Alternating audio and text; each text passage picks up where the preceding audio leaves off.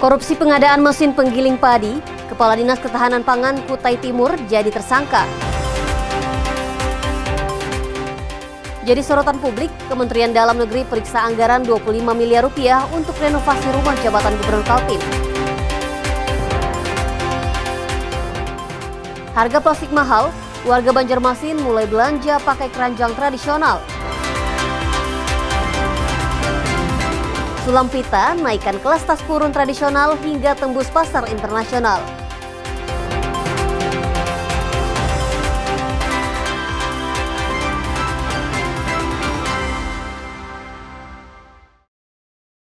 Halo, selamat pagi saudara. Senang sekali Kompas Pagi dapat kembali hadir di hadapan Anda. Kami telah merangkum beragam informasi menarik seputar Pulau Kalimantan yang akan menemani Anda selama 1 jam ke depan. Bersama saya, Melian Tacung, mari kita jelang Kompas Pagi selengkapnya hanya di Kompas TV Independen Terpercaya.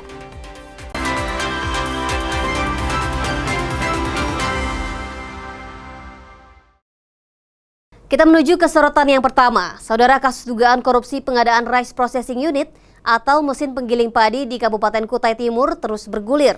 Polda Kalimantan Timur kembali menetapkan satu tersangka baru berinisial EM yang menjabat sebagai Kepala Dinas Ketahanan Pangan Kutai Timur. Direktorat Reserse Kriminal Khusus Polda Kaltim resmi menetapkan EM, Kepala Dinas Ketahanan Pangan Kutai Timur, sebagai tersangka baru dalam kasus korupsi pengadaan mesin penggiling padi atau RPU tahun anggaran 2024. Penetapan EM merupakan pengembangan dari 3 tersangka sebelumnya, yakni GP, DJ, dan BR. Direkrimsus Polda Kaltim, Kombes Pol Bambang Yugo Pamungkas menyatakan, EM berperan sebagai aktor intelektual yang mengatur penunjukan penyedia barang hingga manipulasi dokumen pengadaan. Modus yang digunakan dengan merekayasa standar satuan harga sebesar 24,9 miliar rupiah tanpa survei lapangan. Selain itu, terdapat pemalsuan dokumen serah terima pekerjaan 100%, padahal kenyataannya mesin masih terbungkus di dalam peti kemas dan belum terpasang. Kita sudah memeriksa beberapa saksi yang kemarin dengan jumlah kerugian kurang lebih 10 miliar dan pengembalian 7 miliar sekian ya Pak ya. Kemudian kehasilan dari pengembangan yang kemarin kita lakukan pemeriksaan dari tersangka DW, kemudian tersangka GP dan tersangka BH, itu kita kembangkan dan kita terbitkan LP di tanggal 27 Februari tahun 2026 kemarin. Kemudian hasil pemeriksaan kita telah memeriksa saksi sebanyak saksi 50 saksi. Nah, 50 saksi di luar saksi ahli ya, total 55. Dalam kasus ini, penyidik telah meminta keterangan dari 50 saksi dan 5 saksi ahli. Polisi juga menyita uang tunai sebesar 7 miliar rupiah sebagai upaya penyelamatan kerugian negara. Meski sudah berstatus tersangka, EM belum ditahan. Sementara 3 tersangka lainnya telah dilimpahkan ke pihak kejaksaan untuk proses hukum lebih lanjut. Iskandar Amir Dahlan, Kompas TV, Balikpapan, Kalimantan Timur. Berita selanjutnya, usai ramai disorot, anggaran renovasi rumah jabatan dan kantor Gubernur Kalimantan Timur senilai 25 miliar rupiah kini diperiksa Kementerian Dalam Negeri dan diaudit BPK RI. Anggaran renovasi rumah jabatan dan kantor Gubernur Kaltim yang mencapai 25 miliar rupiah kini menjadi perhatian publik. Karena di tengah efisiensi anggaran, Pemprov Kaltim justru dinilai membuat anggaran fasilitas pejabat bermewah-mewahan. Kepala Inspektorat Provinsi Kaltim, M. Irfan Pranata Sapran bilang, saat ini tengah berlangsung pemeriksaan oleh tim Kementerian Dalam Negeri. Kemendagri dikabarkan memeriksa dan memantau proses perencanaan hingga belanja 25 miliar rupiah yang menggunakan APBD. Selain Kemendagri, saat ini juga dilakukan audit oleh BPK RI untuk mengetahui kebenaran anggaran belanja tahun 2025 tersebut apakah sudah sesuai mekanisme atau tidak. Saya nggak tahu ya, yang dimaksud dengan 25 itu apa saja kan di situ udah muncul ya kemarin kan, tensionnya di media sudah kita lihat juga. Memang itu ada di antaranya souvenir ya mungkin juga akan dilihat ya oleh tim yang akan mengecek. Kalau dari Kemendagri sendiri berarti apa sih langkah yang Kemendagri tempuh saat ini gitu selain audit tahunan yang mau dilakukan BPK? yang jelas kan mereka memantau proses perencanaannya, kemudian proses bagaimana belanja itu bisa masuk di dalam batang tubuh APBD kan. Sebagai transparansi anggaran, publik juga menunggu hasil audit baik dari Kemendagri atau BPK RI untuk disampaikan secara terbuka. Rijal Mustafa, Jasmine Japar, Kompas TV, Samarinda, Kalimantan Timur. Yang juga jadi sorotan saudara, sempat tembus Rp120.000 per kilogram, harga cabai rawit di Pontianak, Kalimantan Barat mulai turun di harga normal, antara Rp55 hingga Rp66.000 per kilogram. Sempat alami kurang pasokan akibat gagal panen, kini cabai rawit kembali melimpah di Pasar Pelamboyan, Pontianak, sehingga membuat harganya kembali normal dari antara Rp100 hingga Rp120.000 per kilogram, turun menjadi antara Rp55 hingga Rp66.000 per kilogram. Pedagang cabai Peri bilang, pasokan cabai rawit untuk Pasar Pelamboyan mencapai 2 ton, sementara ketersediaan yang dimilikinya mencapai 200 kilogram. Pasokan cabai rawit datang dari Sambas dan ditambah dari Pulau Jawa. Ada penurunan sih, udah 2 hari turun. Kemarin dari sebelum 2 hari turun 96 harganya, 100 sampai 100. Dari itu ada cabai luar datang. Jadi pasokan dari Jawa, cabai dari Jawa datang. kita ngambil cabai dari Jawa sama cabai lokal. Ya dari Sambas sama dari Jawa. Ya segini lah dia, 50, 56, harga normalnya 60, normal dah tuh. Sementara itu, salah satu pembeli Zukri mengaku kenaikan harga komoditas seperti cabai sangat berpengaruh terhadap konsumsi harian. Karena itu ia berharap harga cabai dapat terus stabil, tidak mengalami kenaikan. 50. 50. Ini abang biasanya beli cabai apa? Iya biasanya cabai. Ya, merasakan lah Kak, dapat lebih banyak kan kuantitinya daripada yang biasanya kan. Jadi harga sekarang kan lebih turun tuh, udah 50 sekarang. Jadi dapat lebih banyak lah kuantitinya dari yang biasanya 100.000. Ini untuk kebutuhan apa sih bang? Untuk masak pribadi Kak di mes. Untuk menjaga kestabilan harga, pemerintah dan distributor diharapkan terus memantau pasokan dan distribusi cabai rawit di pasar. Sucia Lucinda, Kompas TV, Pontianak, Kalimantan Barat. Pemerintah Kota Pontianak melakukan inspeksi mendadak ketersediaan pangan di pasar tradisional dan toko retail modern pada Rabu pagi. Meski stok aman terkendali, namun para pedagang keluhkan kenaikan harga plastik hampir 90%. Pasar Pelamboyan dan toko retail modern di Jalan Gajah Mada jadi sasaran sidak ketersediaan pangan pemerintah Kota Pontianak. Dari hasil sidak, ketersediaan bahan pokok masih aman dan terkendali. Namun terdapat beberapa pangan yang mulai naik, seperti beras premium, wortel, dan minyak goreng yang sempat diisukan terjadi pembatasan. Sementara bawang hingga kentang masih stabil, kemudian untuk harga ikan dan telur alami penurunan. Jadi kami berasumsi kenaikan barang yang menggunakan packaging plastik itu dapat ada kontribusinya juga dari harga plastik yang meningkat. Contohnya beras ini, kenaikannya rupanya dari 20 kg itu kenaikannya Rp1.000-Rp2.000 misalnya. Diasumsikan itu berasal dari packaging plastiknya itu tadi. Sementara produknya tersedia. Para pedagang pasar masih mengeluhkan naiknya harga kantong plastik berkisar antara 30 hingga 90%, terutama plastik murni yang berwarna putih. Ayam sih enggak, murah sekarang Bang. Berapa Bang? Ya kalau hidupnya 26 Bang. Oh, hidup 26 kalau potong Bang. Potong lain harga Bang. Berapa deh Bang? Kalau bersih kayak gini kita timbang 34 per kilo. Berarti kalau ayam normal ya, belum ada Normal naik. Bang, plastik yang naik Bang. Oh, plastik. Kemana nih? Kantong pun susah Bang. Suruh Bang kantong sendiri, ayah Kak. Oh, plastik yang naik Bang ya, justru ya, kantong plastik ya. Selain menjaga stabilitas harga dan stok pangan, turut dilakukan pengawasan terhadap distribusi barang. Pemkot juga melaksanakan perlindungan konsumen lewat pemeriksaan tera timbangan para pedagang. Dion Setiawan, Kompas TV, Pontianak, Kalimantan Barat. Dari Kalimantan Selatan, saudara, lonjakan harga kantong plastik yang mencapai 40% di Kota Banjarmasin memaksa warga mengubah kebiasaan berbelanja.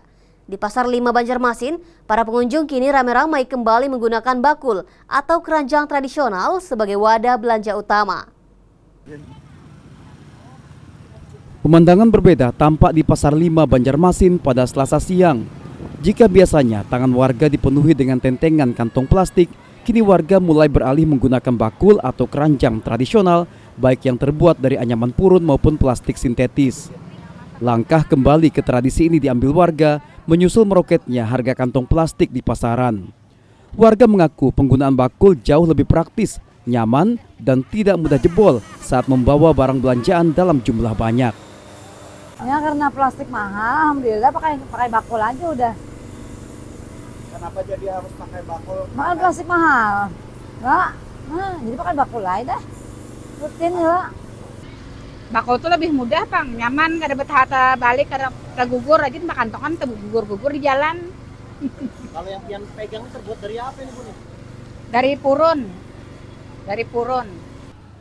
Fenomena ini menjadi berkah tersendiri bagi para pedagang bakul di pasar tradisional. Permintaan bakul anyaman purun yang dijual seharga Rp8.000 meningkat tajam. Dalam sebulan seorang pedagang bahkan mampu menjual hingga 40 bakul. Faktor keawetan menjadi alasan utama karena bakul dapat digunakan berulang kali, berbeda dengan plastik yang biasanya langsung dibuang sekali pakai. Kira-kira bakul purun ini lah kalau sudahnya bisa dibasuh kan, dijemur bisa lagi dipakai. Kalau plastik kebiasaannya langsung dibuang. Itu Pak, 2 kudi bisa aja masuk. 2 kudi itu kan 40 biji ya kalau. Nah itu Pak, rata-rata kan. Dalam sebulan tuh habis ya. 40. Kenaikan harga plastik di Banjarmasin dipicu oleh kondisi geopolitik di Timur Tengah yang berdampak pada tingginya biaya distribusi dan bahan baku. Saat ini, harga 1 pek kantong plastik ukuran sedang naik dari Rp5.000 menjadi Rp7.000, sementara ukuran besar melonjak dari Rp11.000 menjadi Rp15.000. Arpawi, Kompas TV, Banjarmasin, Kalimantan Selatan. Operasional belasan SPPG dihentikan sementara. Ribuan siswa SD dan SMP di Balikpapan tak dapat MBG. Informasi selengkapnya akan kami hadirkan usai jeda. Tetap bersama kami di Kompas Pagi.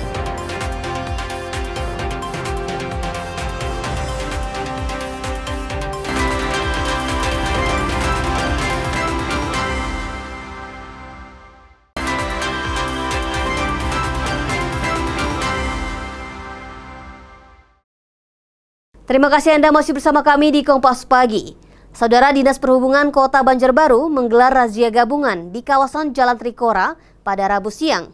Dalam operasi tersebut, petugas menemukan puluhan kendaraan bermuatan besar yang masih melanggar aturan, terutama terkait masa berlaku ujikir.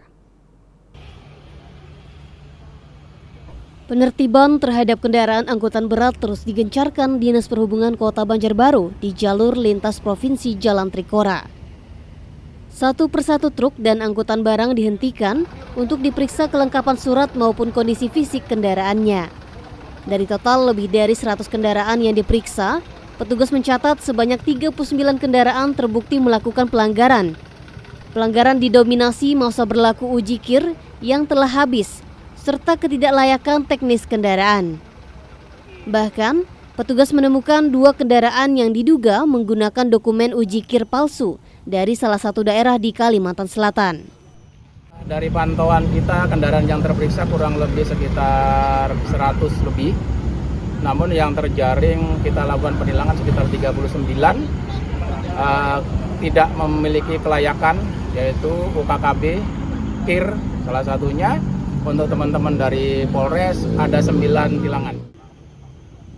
Di sisi lain, sejumlah pengemudi yang memiliki dokumen lengkap mengaku tidak khawatir dengan adanya pemeriksaan tersebut. Razia ini dinilai penting untuk memastikan seluruh armada yang beroperasi di jalan raya benar-benar dalam kondisi aman. Kan ada, cuma nyatanya di proses kirnya, jadi aku ini gak tahu kir apa kir, semua lengkap apa lengkap. Sedangkan aku kan lengkap, aku sebenarnya udah tahu razia.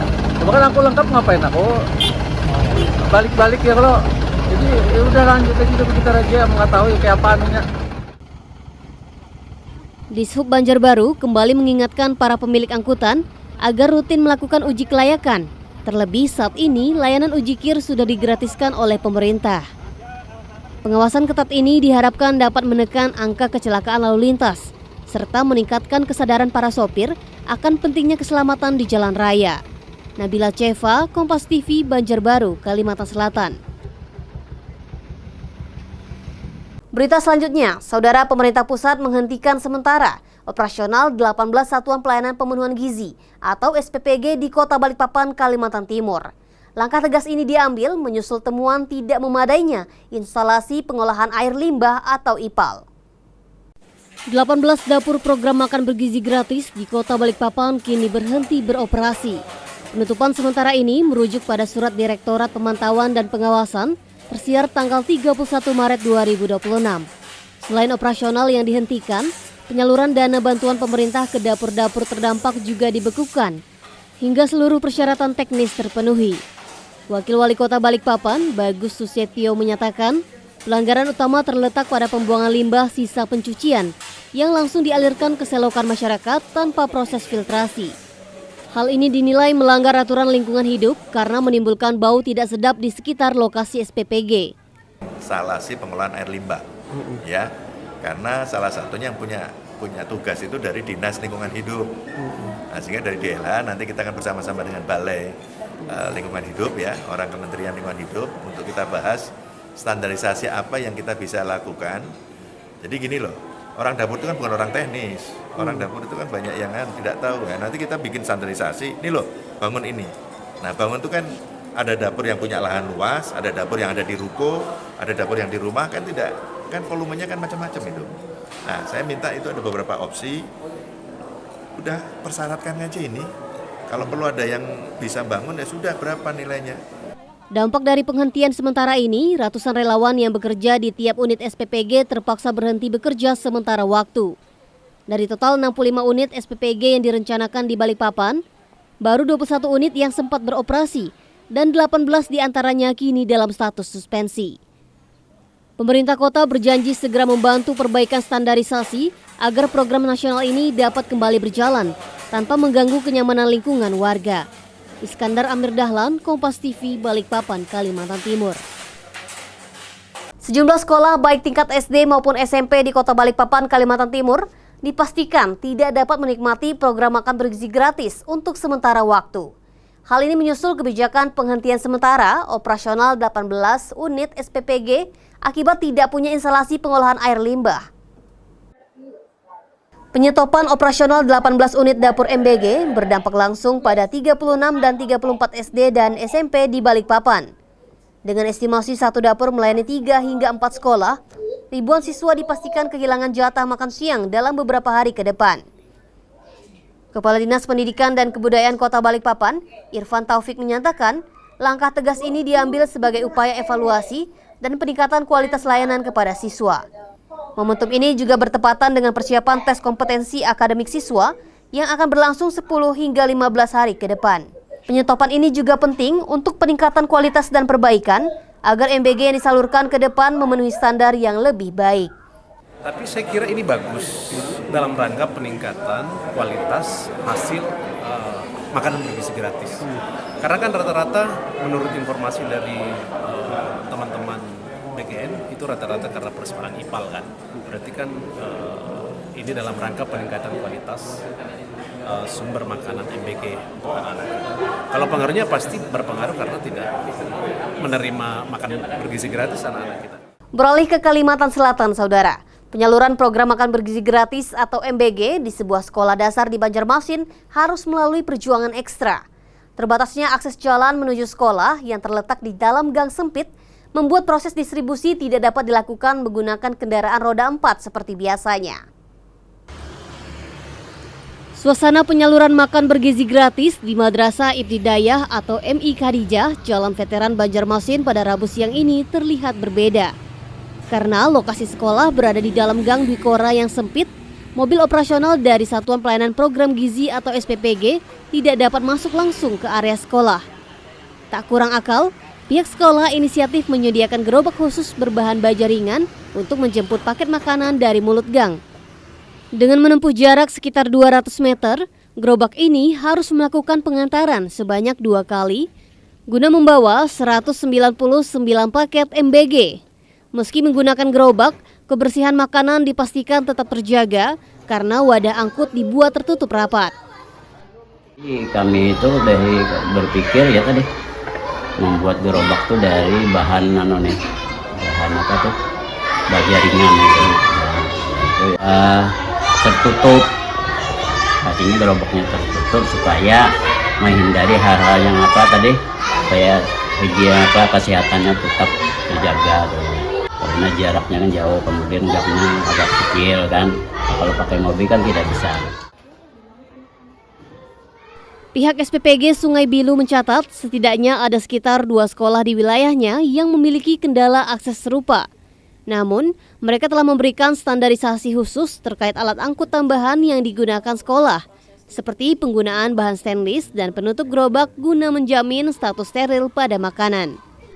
Gerobaknya itu sudah kita kasih paham bagaimana gerobak yang steril. Jadi gerobaknya itu dibuat dari stainless dan ditutup, ada tutupnya. Jadi untuk ompreng sampai ke sekolahan itu tetap higienis. Program makan bergizi gratis di sekolah ini sendiri baru berjalan sejak 2 bulan terakhir, setelah adanya permintaan dan pengajuan resmi dari para orang tua siswa. Meski terkendala akses geografis, semangat untuk memberikan asupan bergizi bagi generasi muda tetap menjadi prioritas utama pihak sekolah maupun pemerintah. Saidah Aisyah, Kompas TV, Banjarmasin, Kalimantan Selatan. Saudara, sempat menolak, pemerintah Provinsi Kalimantan Selatan akhirnya mengikuti arahan pemerintah pusat untuk menerapkan sistem work from home atau WFH. Kebijakan ini hanya diterapkan 1 hari dalam sepekan. Pola kerja kombinasi antara work from office dan work from home kini resmi berlaku di lingkungan pemerintah Provinsi Kalimantan Selatan. Berdasarkan surat edaran terbaru, seluruh ASN diwajibkan menjalankan WFH setiap hari Jumat. Asisten Administrasi Umum Sekretariat Daerah Provinsi Kalsel Dinansyah menyatakan bahwa surat edaran tersebut sudah didistribusikan ke seluruh satuan kerja perangkat daerah atau SKPD. Meski demikian, kebijakan ini tidak berlaku bagi unit layanan publik serta pejabat eselon 3 ke atas yang tetap diwajibkan hadir di kantor. Pihak Pemprov juga mengakui adanya keterlambatan dalam pelaporan dan penerbitan aturan ini karena adanya kesalahan teknis. Surat baru kami keluarkan hari ini. Kenapa? Itu kemarin itu ada miss. Kenapa jadi kami terlambat? Ada miss. Ya, alhamdulillah. Missnya itu kan di laporan. Jadi keterlambatan di laporan. Guna memastikan produktivitas tetap terjaga, sistem kehadiran dan kinerja ASN saat WFH akan dipantau dan dilaporkan secara berkala setiap akhir bulan. Saat ini, Pemprov Kalsel sedang menyiapkan format pelaporan yang akan dibahas lebih lanjut dalam rapat koordinasi.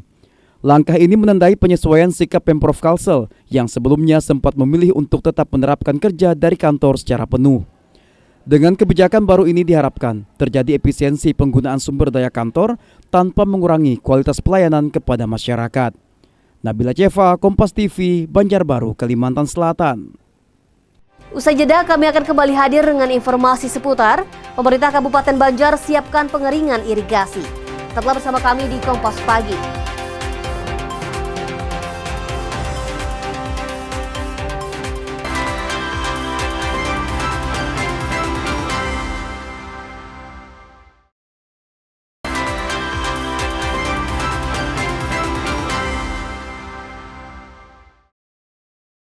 Terima kasih Anda masih bersama kami di Kompas Pagi. Saudara, usai desas-desus pemberitaan terkait merger antara Nasdem dan Gerindra, DPW Nasdem Kalbar menyampaikan usulan political block untuk memperkuat aliansi politik. Istilah political block ini memiliki makna yang sangat berbeda dengan merger partai politik. Political block atau blok politik lebih mengarah pada bentuk koalisi permanen atau aliansi strategis jangka panjang antar partai yang disatukan oleh kesamaan visi dan agenda, berbeda dengan koalisi biasa yang cenderung pragmatis dan temporer.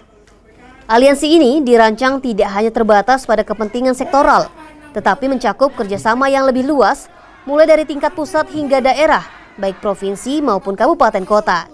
Sementara untuk merger partai, dinilai sebagai langkah yang jauh lebih kompleks dan sulit untuk direalisasikan. Yang jelas kita memandang itu pemberitaan yang tidak benar. Tidak benar kenapa? Karena apa yang pernah diwacanakan oleh Ketua Umum Partai Nasdem itu adalah political block. Jadi political block itu berbeda jauh dengan merger. Political block itu seperti koalisi yang permanen atau aliansi yang lebih kuat soal kebijakan baik dari tingkat pusat, tingkat provinsi, tingkat kabupaten kota. Tidak hanya sektoral koalisinya seperti selama ini. Informasi selanjutnya, guna menekan angka kematian ibu dan bayi di Kalimantan Selatan, Dewan Perwakilan Rakyat Daerah Provinsi Kalimantan Selatan minta Dinas Kesehatan segera memberikan insentif khusus bagi tenaga medis yang bertugas di daerah pelosok. DPRD juga menyebut pemerataan tenaga kesehatan sangat mendesak dilakukan. Persoalan kurangnya tenaga kesehatan di daerah terpencil menjadi topik utama dalam rapat dengar pendapat antara Panitia Khusus atau Pansus 4 DPRD Kalimantan Selatan bersama Dinas Kesehatan dan Perwakilan Rumah Sakit Daerah pada Rabu siang. Ketua Pansus 4 DPRD Kalsel, Jihan Hanifa menyayangkan temuan di lapangan terkait banyaknya posyandu dan puskesmas yang sudah dilengkapi dengan alat USG modern namun tidak dapat difungsikan karena ketiadaan tenaga medis atau operator yang kompeten di wilayah tersebut. Kondisi ini dikhawatirkan menjadi salah satu faktor penyebab masih tingginya angka kematian ibu dan bayi di Kalimantan Selatan. Sebagai solusi konkret, DPRD mendesak pemerintah provinsi untuk memberikan insentif yang lebih besar serta penyediaan fasilitas rumah dinas yang layak bagi nakes. Dengan adanya tunjangan khusus tersebut, diharapkan para tenaga medis tertarik dan betah untuk mengabdi di daerah terpencil. Tadi kita sudah menyarankan dari saya untuk membuat klasterisasi wilayah kerja, yang mana nantinya dari wilayah kerja itu mereka mendapat fasilitasnya yang lebih baik, mungkin lebih banyak daripada yang di kota, untuk menarik minat mereka diletakkan di daerah. Jadi itu akan dilengkapi dengan insentif yang lebih banyak dan juga tentunya fasilitas yang lebih baik untuk mereka tinggali. Selain persoalan pemerataan nakes, Pansus 4 juga memberikan catatan tegas terkait layanan unit gawat darurat atau IGD di sejumlah rumah sakit daerah. Manajemen rumah sakit diminta segera memperbaiki alur penerimaan pasien agar lebih cepat dan tepat, sehingga tidak ada lagi kasus keterlambatan penanganan medis yang bisa mengancam nyawa pasien. Arpawi, Kompas TV, Banjarmasin, Kalimantan Selatan. Sebuah pameran karya seni digelar di Banjarmasin, Kalimantan Selatan. Tak hanya menyajikan beragam lukisan, pameran ini juga menyampaikan pesan kuat soal keresahan lingkungan, khususnya kondisi alam di Kalimantan Selatan. Bukan hanya sekadar menampilkan lukisan, namun juga menyampaikan pesan-pesan lingkungan. Inilah yang tergambar dari pameran dalam bengkel lukis Solihin di Taman Budaya Banjarmasin. Seluruh dinding ruangan dipenuhi beragam pesan yang mengajak para pengunjung turut merasakan keresahan kerusakan alam di Kalimantan Selatan. Sebuah layang-layang pun turut digunakan sebagai media penyampai pesan yang melayangkan seruan aksi protes terhadap kondisi hutan meratus. Menurut pengunjung, momentum pameran ini dapat menambah wawasan bagi generasi muda dan melihat kondisi lingkungan saat ini. Pameran komplikasi protes ini menjadi wadah para perupa menyampaikan keresahan baik soal kehidupan sehari-hari maupun isu lingkungan. Di bagian lantai ruangan terhampar beragam atribut aksi yang menambah kesan ramai sekaligus menguatkan nuansa perlawanan dalam pameran ini. Komplikasi protes, jadi per tahun sendiri insya Allah tahun depan pun dan tahun selanjutnya akan kita laksanakan ini mengangkat soal keresahan-keresahan para perupa, soal apa yang dihadapi dengan kehidupannya sehari-hari. Jadi intinya protes sendiri bukan berarti mengarah ke protes ke pemerintah sendiri, tapi juga bisa mengarah ke protes ke kehidupan yang dialaminya sehari-hari ya itu. Lewat pameran diharapkan masyarakat maupun para perupa dapat lebih peka dan peduli terhadap berbagai isu lingkungan serta turut mengambil peran dalam menjaga kelestarian alam. Saida Aisyah, Kompas TV, Banjarmasin, Kalimantan Selatan. Dari Kalimantan Barat, saudara, warga pedalaman di Desa Agak, Kecamatan Sebangki, Kabupaten Landak, dapat bantuan daging, sembako, dan tas sekolah untuk anak-anak kurang mampu. Bantuan ini disalurkan oleh relawan Rumah Zakat Kalbar. Untuk mencapai lokasi, relawan menyusuri Sungai Landak selama 2 hingga 3 jam menggunakan speedboat. Daging sapi dan kambing diberikan kepada warga yang selama ini jarang menikmati daging. Sedangkan untuk sembako dan tas sekolah diberikan kepada siswa Madrasah Nurul Huda.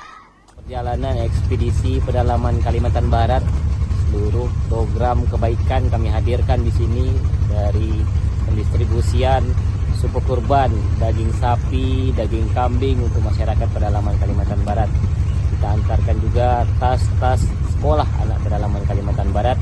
Dan terakhir, kami mendistribusikan daging bergizi. Kami masak bersama masyarakat pedalaman Kalimantan Barat. Kita antarkan ke anak-anak yang di madrasah, di sekolah, agar menjadi makanan. Informasi lainnya saudara, pemerintah Kabupaten Banjar melalui Dinas Ketahanan Pangan dan Perikanan mulai mematangkan rencana pengeringan saluran irigasi Riam Kanan pada Rabu siang. Langkah pengeringan yang dijadwalkan pada September 2026 ini merupakan bagian dari upaya pemeliharaan rutin dan perbaikan infrastruktur saluran. Persiapan jelang pengeringan saluran irigasi Riam Kanan kini menjadi fokus utama Dinas Ketahanan Pangan dan Perikanan atau DKPP Kabupaten Banjar. Berdasarkan jadwal, proses pengeringan total akan dimulai pada September 2026 dan diprediksi berlangsung selama 30 hingga 40 hari. Kepala Bidang Perikanan Budidaya DKPP Kabupaten Banjar, Bandi Khairullah menegaskan, penurunan debit air akan berdampak langsung pada kelangsungan ribuan keramba dan kolam budidaya di sepanjang saluran. Guna mengantisipasi risiko kematian ikan massal, pihaknya telah mendatangi 99 kelompok pembudidaya untuk memberikan peringatan dini. Para pembudidaya diminta tidak menebarkan bibit baru mendekati bulan September dan segera mempercepat masa panen. Di bulan September hingga bulan Oktober. Nah, jadi langkah-langkah itu sudah kita sampaikan kepada kawan-kawan pembudidaya yang menggunakan air irigasi. Adapun yang terdampak itu pengeringan pemanfaatan air sungai Riam Kanan itu, yaitu daerah Kecamatan Karangintan ada 8 desa, Martapura Kota itu ada 6 desa, dan Martapura Barat ada 4 desa, yaitu totalnya 18 desa yang terdata. Secara teknis, pengeringan akan dilakukan dengan menurunkan debit air hingga titik terendah, guna memudahkan petugas dalam melakukan pengerukan sedimen lumpur dan pembersihan gulma. Selain itu, perbaikan pada struktur beton saluran yang rusak juga akan dilakukan, agar distribusi air lebih optimal pada masa mendatang. Masyarakat dan para pelaku usaha perikanan diharapkan dapat memaklumi kebijakan ini. Pemeliharaan infrastruktur irigasi secara berkala sangat diperlukan untuk menjamin ketersediaan air bagi sektor pertanian maupun perikanan pada musim tanam berikutnya. Arpawi, Kompas TV, Kabupaten Banjar, Kalimantan Selatan. Terdampak efisiensi, Pekan Olahraga Pelajar Daerah Kota Pontianak 2026 hanya pertandingkan 4 cabang olahraga dari biasanya 12 cabur. Informasi selengkapnya usai pariwara berikut ini. Tetaplah bersama kami di Kompas Pagi.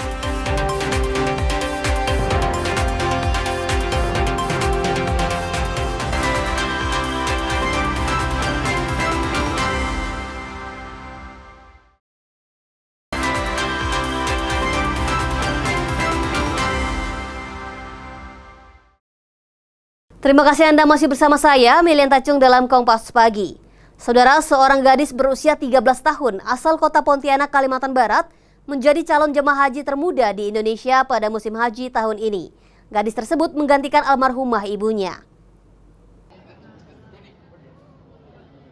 Aila Afifa, siswi kelas 6 sekolah dasar, menjadi salah satu dari 1.508 calon jemaah haji asal kota Pontianak yang mengikuti bimbingan manasik haji di Aula Masjid Raya Mujahidin. Di usianya yang masih sangat muda, Aila menjadi calon jemaah haji termuda di Kalimantan Barat, bahkan di Indonesia. Aila tergabung dalam kloter 16 dan akan berangkat ke Tanah Suci untuk menggantikan mendiang ibunya, Rusmiati, dan akan didampingi oleh sang ayah, Ismail Umar, bibinya, serta pembina Aila. Aila mengungkapkan ingin mendoakan mendiang ibunya di Tanah Suci. Kita doain orang tua. Insya Allah persiapan kita sudah alhamdulillah maksimal. Tinggal kita memohon kepada Allah, mudah-mudahan perjalanan ini diberi Allah kelancaran, keamanan dan kenyamanan. Termasuk kami juga membimbing yang termuda pada tahun ini Alia Afifah, ya, didamping oleh orang tuanya dan bibinya. Sementara itu, Kepala Kantor Kementerian Haji dan Umroh Kota Pontianak, Muslimin menyebut, pihaknya akan memberikan perhatian khusus bagi jemaah dengan usia sangat muda maupun lansia untuk memastikan kesehatan, keamanan, dan kenyamanan selama menjalankan ibadah haji. Kalau umur yang 13 tahun memang ada pelayanan khusus, terutama dari pusat. Kemarin ada turun dari sini, survei, kemudian penanganan diberikan petugas kepada kami dalam hal pembinaan kepada manasik. Dan kemarin beliau pun sudah ikut juga manasik, dan harapan kita apa yang telah kita sampaikan itu bisa menjadi ilmu ketika di Tanah Haram nantinya. Insya Allah bisa maksimal semua. Muslimin juga mengimbau calon jemaah haji agar selama di Tanah Suci tidak terlalu banyak beraktivitas di luar hotel selain beribadah, mengingat kondisi cuaca yang cukup panas. Sucia Lucinda, Kompas TV, Pontianak, Kalimantan Barat. Kita ke informasi seputar olahraga. Saudara, Pekan Olahraga Pelajar Daerah Kota Pontianak tahun 2026 resmi dibuka di lapangan PSP Kebun Sayo pada Selasa malam. Terdampak efisiensi anggaran, Popda hanya mempertandingkan 4 cabang olahraga. Adapun 4 cabang olahraga Popda Kota Pontianak tahun 2026 yakni sepak bola, bola voli, sepak takraw, dan bola basket.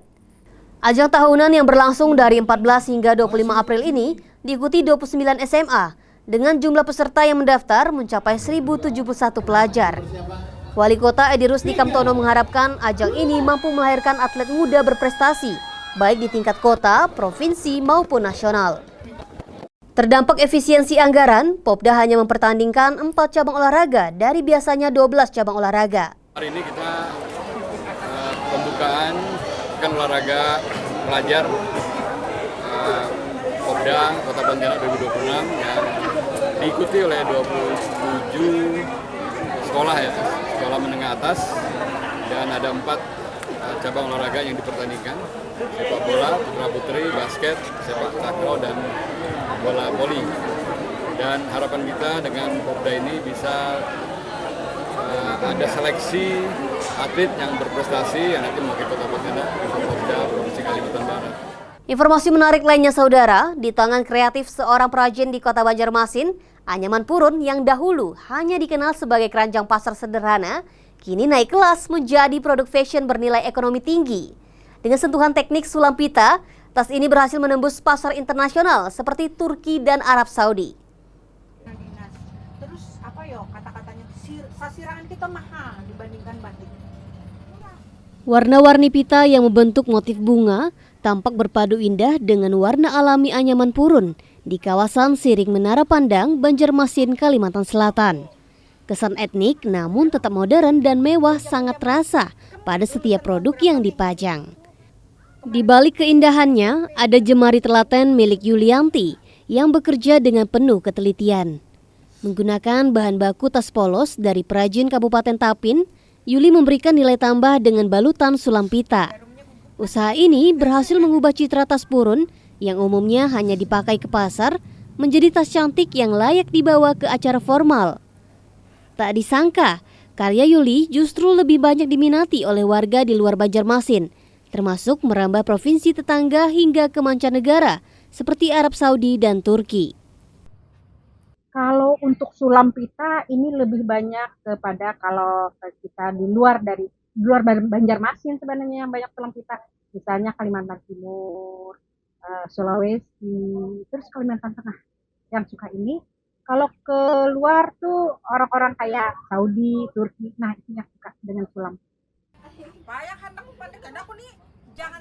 Di sisi lain, tingginya harga kantong plastik saat ini turut mendorong warga untuk kembali menggunakan bakul atau tas purun untuk berbelanja.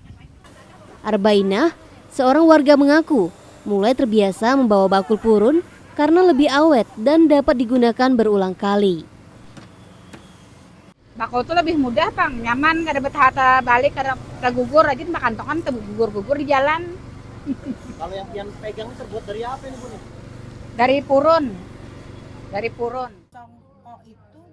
Dengan harga mulai dari Rp50.000 hingga Rp250.000, produk ini diharapkan mendapat dukungan lebih dari pemerintah daerah. Perajin berharap adanya kebijakan penggunaan tas purun bagi ASN guna menekan penggunaan plastik dapat turut memajukan UMKM lokal Kalimantan Selatan. Arpawi, Kompas TV, Banjarmasin, Kalimantan Selatan. Jangan kemana-mana, kami akan kembali hadir usai pariwara berikut ini. Tetaplah bersama kami di Kompas Pagi.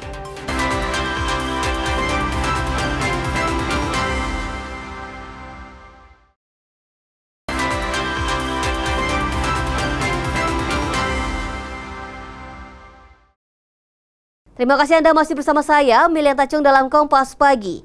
Saudara, bagi Anda yang tidak sempat menyaksikan informasi utama Kompas Pagi hari ini, berikut kami hadirkan untuk Anda. Direktorat Reserse Kriminal Khusus Polda Kaltim resmi menetapkan EM, Kepala Dinas Ketahanan Pangan Kutai Timur, sebagai tersangka baru dalam kasus korupsi pengadaan mesin penggiling padi atau RPU tahun anggaran 2024. Penetapan EM merupakan pengembangan dari 3 tersangka sebelumnya, yakni GP, DJ, dan BR. Dirkrimsus Polda Kaltim, Kombes Pol Bambang Yugo Pamungkas menyatakan, EM berperan sebagai aktor intelektual yang mengatur penunjukan penyedia barang hingga manipulasi dokumen pengadaan. Modus yang digunakan dengan merekayasa standar satuan harga sebesar 24,9 miliar rupiah tanpa survei lapangan. Selain itu, terdapat pemalsuan dokumen serah terima pekerjaan 100%, padahal kenyataannya mesin masih terbungkus di dalam peti kemas dan belum terpasang. Kita sudah memeriksa beberapa saksi yang kemarin dengan jumlah kerugian kurang lebih 10 miliar dan pengembalian 7 miliar sekian ya Pak ya.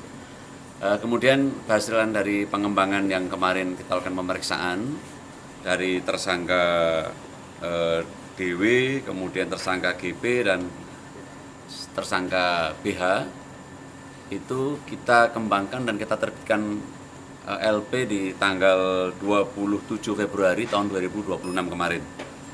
Kemudian hasil pemeriksaan kita telah memeriksa saksi sebanyak saksi 50 saksi. Nah, 50 saksi di luar saksi ahli ya, total 55. Dalam kasus ini, penyidik telah meminta keterangan dari 50 saksi dan 5 saksi ahli. Polisi juga menyita uang tunai sebesar 7 miliar rupiah sebagai upaya penyelamatan kerugian negara. Meski sudah berstatus tersangka, EM belum ditahan. Sementara 3 tersangka lainnya telah dilimpahkan ke pihak kejaksaan untuk proses hukum lebih lanjut. Iskandar Amir Dahlan, Kompas TV, Balikpapan, Kalimantan Timur. Anggaran renovasi rumah jabatan dan kantor Gubernur Kaltim yang mencapai 25 miliar rupiah kini menjadi perhatian publik. Karena di tengah efisiensi anggaran, Pemprov Kaltim justru dinilai membuat anggaran fasilitas pejabat bermewah-mewahan. Kepala Inspektorat Provinsi Kaltim, M. Irfan Pranata Sapran bilang, saat ini tengah berlangsung pemeriksaan oleh tim Kementerian Dalam Negeri. Kemendagri dikabarkan memeriksa dan memantau proses perencanaan hingga belanja 25 miliar rupiah yang menggunakan APBD. Selain Kemendagri, saat ini juga dilakukan audit oleh BPKRI untuk mengetahui kebenaran anggaran belanja tahun 2025 tersebut apakah sudah sesuai mekanisme atau tidak. Saya nggak tahu ya, yang dimaksud dengan 25 itu apa saja kan di situ udah muncul ya kemarin kan rinciannya di media sudah kita lihat juga. Memang itu ada di antaranya souvenir ya mungkin juga akan dilihat ya oleh tim yang akan mengecek. Kalau dari Kemendagri sendiri berarti apa sih langkah yang Kemendagri tempuh saat ini gitu selain audit tahunan yang mau dilakukan BPK? Yang jelas kan mereka memantau proses perencanaannya, kemudian proses bagaimana apa belanja itu bisa masuk di dalam batang tubuh APBD kan. Sebagai transparansi anggaran, publik juga menunggu hasil audit baik dari Kemendagri atau BPKRI untuk disampaikan secara terbuka. Rijal Mustafa, Jasmine Japar, Kompas TV Samarinda, Kalimantan Timur. Pemandangan berbeda tampak di Pasar 5 Banjarmasin pada Selasa siang. Jika biasanya tangan warga dipenuhi dengan tentengan kantong plastik, kini warga mulai beralih menggunakan bakul atau keranjang tradisional, baik yang terbuat dari anyaman purun maupun plastik sintetis. Langkah kembali ke tradisi ini diambil warga menyusul meroketnya harga kantong plastik di pasaran. Warga mengaku penggunaan bakul jauh lebih praktis nyaman, dan tidak mudah jebol saat membawa barang belanjaan dalam jumlah banyak. Ya karena plastik mahal, alhamdulillah pakai bakul aja udah. Kenapa jadi harus pakai bakul? Mahal plastik mahal. Enggak, jadi pakai bakul aja dah. Rutin ya. Bakul tuh lebih mudah, Bang. Nyaman, kada betahata balik, kada gugur aja makan kantongan gugur-gugur di jalan. Kalau yang pian pegang terbuat dari apa ini, Bu? Dari purun. Dari purun. Fenomena ini menjadi berkah tersendiri bagi para pedagang bakul di pasar tradisional. Permintaan bakul anyaman purun yang dijual seharga Rp8.000 meningkat tajam. Dalam sebulan seorang pedagang bahkan mampu menjual hingga 40 bakul. Faktor keawetan menjadi alasan utama karena bakul dapat digunakan berulang kali, berbeda dengan plastik yang biasanya langsung dibuang sekali pakai. Kira-kira bakul purun ini lah kalau sudahnya bisa dibasuh kan, dijemur bisa lagi dipakai. Kalau plastik kebiasaannya langsung dibuang. Gitu, Bang. 2 kudi bisa aja masuk. 2 kudi itu kan 40 biji ya kalau. Nah, itu, Bang. Rata-rata kan. Dalam sebulan tuh habis ya. 40. Kenaikan harga plastik di Banjarmasin dipicu oleh kondisi geopolitik di Timur Tengah yang berdampak pada tingginya biaya distribusi dan bahan baku. Saat ini, harga 1 pek kantong plastik ukuran sedang naik dari Rp5.000 menjadi Rp7.000, sementara ukuran besar melonjak dari Rp11.000 menjadi Rp15.000. Arpawi, Kompas TV, Banjarmasin, Kalimantan Selatan. Terus apa yo kata-katanya sasirangan kita mahal dibandingkan batik. Warna-warni pita yang membentuk motif bunga tampak berpadu indah dengan warna alami anyaman purun di kawasan Siring Menara Pandang, Banjarmasin, Kalimantan Selatan. Kesan etnik namun tetap modern dan mewah sangat terasa pada setiap produk yang dipajang. Di balik keindahannya, ada jemari telaten milik Yulianti yang bekerja dengan penuh ketelitian. Menggunakan bahan baku tas polos dari perajin Kabupaten Tapin, Yuli memberikan nilai tambah dengan balutan sulam pita. Usaha ini berhasil mengubah citra tas purun yang umumnya hanya dipakai ke pasar menjadi tas cantik yang layak dibawa ke acara formal. Tak disangka, karya Yuli justru lebih banyak diminati oleh warga di luar Banjarmasin, termasuk merambah provinsi tetangga hingga ke mancanegara seperti Arab Saudi dan Turki. Kalau untuk sulam pita ini lebih banyak kepada kalau kita di luar Banjarmasin sebenarnya yang banyak sulam pita, misalnya Kalimantan Timur, Sulawesi, terus Kalimantan Tengah yang suka ini. Kalau ke luar tuh orang-orang kayak Saudi, Turki, nah itu yang suka dengan sulam. Di sisi lain, tingginya harga kantong plastik saat ini turut mendorong warga untuk kembali menggunakan bakul atau tas purun untuk berbelanja. Arbainah, seorang warga mengaku mulai terbiasa membawa bakul purun karena lebih awet dan dapat digunakan berulang kali. Bakul tuh lebih mudah, Bang. Nyaman, kada betahata balik, kada gugur aja makan kantongan gugur-gugur di jalan. Kalau yang pian pegang terbuat dari apa ini, Bu? Dari purun. Dari purun. Dengan harga mulai dari Rp50.000 hingga Rp250.000, produk ini diharapkan mendapat dukungan lebih dari pemerintah daerah. Perajin berharap adanya kebijakan penggunaan tas purun bagi ASN guna menekan penggunaan plastik dapat turut memajukan UMKM lokal Kalimantan Selatan. Arpawi, Kompas TV, Banjarmasin, Kalimantan Selatan. Saudara, itu tadi informasi terakhir yang menutup perjumpaan kita pada hari ini. Jangan lupa saksikan terus Kompas Pagi dan program menarik lainnya hanya di Kompas TV, independen terpercaya. Akhir kata, saya Melian Tacung mewakili segenap kru yang bertugas mengucapkan terima kasih dan sampai jumpa.